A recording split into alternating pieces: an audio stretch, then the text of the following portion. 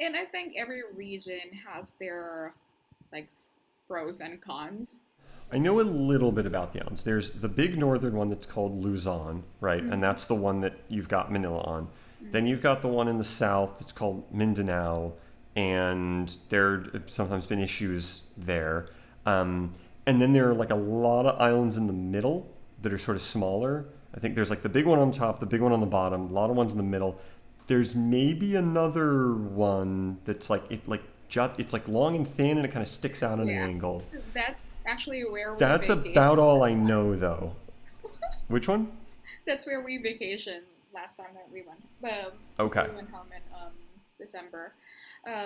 So that strip that you're talking about is still part of Luzon. It is Okay. still part of Luzon because it's Region 4B. Yeah, but the middle area, um, I would just say it's Visayas, and that's where Cebu is. Cebu is, and that's where the Philippines was.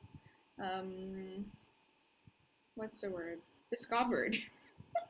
So it was discovered by Magellan back in 1521. So, do you know about that stuff or? Yeah, yeah. So if you want to get into Filipino history, I'll give you a rundown of the basics that I know, and then if you want to kind of fill in and also kind of give me a bit of the perspective on not not all Filipinos obviously, but like the people that you would have known, what was the general kind of narrative was. So you got the Philippines, you've got people who live on the island.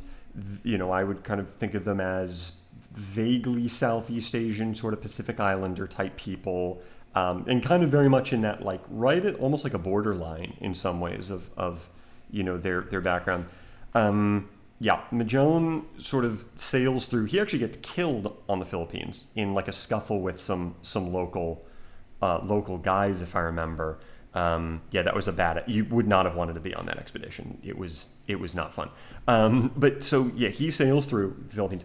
The Spanish show up not too long after, a couple generations later, because they marked on the map, and they, whatever term we want to use, conquer, colonize, set up a base in what's modern day Manila. I don't know if there was a town there before or if they were just like the fort's going here. I don't know.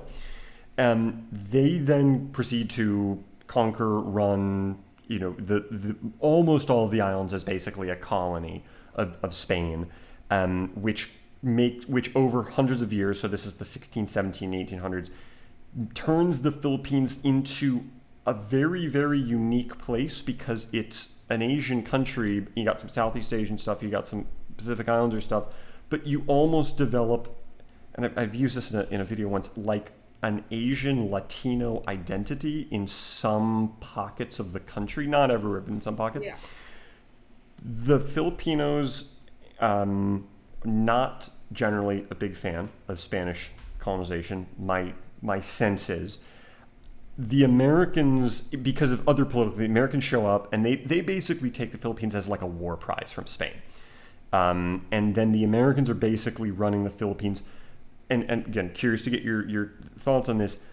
Sort of, they're also kind of colonial people that are running the country. I'm gonna imagine not as bad as the Spanish, but still would be like we'd prefer to be an independent country. The Japanese then show up. World War II happens. Japanese invade. Japanese are probably way worse than the Americans, and I got some other basis to go off on that, not just a hunch. And where the Filipinos are kind of almost like working with Americans on trying to take the country back, and then pretty much after World War II, the decision sort of made the Philippines is going to be an independent country, and pretty much ever since then, it's been an independent country. Not aware it's had great ties with Spain, though maybe something still exists. And ties with the U.S. have been interesting. I could imagine one narrative is they've been very nice. Another narrative might be we kind of, we've still always thought of the Americans as like they've been in our country and we don't kind of like them and they think that they're, better than us and stuff. So that one seems to be like they're almost different versions of that story, the Filipino American kind of narrative. And you got a lot of Filipino people who moved to the U.S. and especially who live in California and on the West Coast, and in Hawaii. I understand maybe to a degree. And that's what I got for the super 30,000 foot view of what I know about Yeah, Filipino history. that is right. Yeah, we were colonized by the Spaniards for 333 years. Like everyone would know that by heart for how long. Um, yeah, so and we have a lot of influence of like Chinese because of the barter system. We were trading some goods with the Chinese people, and you know, we have we have so many like Chinese, Filipino Chinese, and actually like my grandma is, I think, has some Chinese blood, but also this is my maternal grandma I'm talking about. So my grandma from my dad's side, she's actually like from her family is like super Spanish too, and Hmm.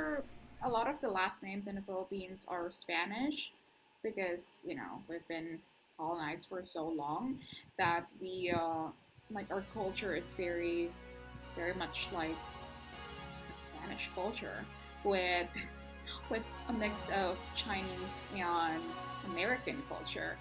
So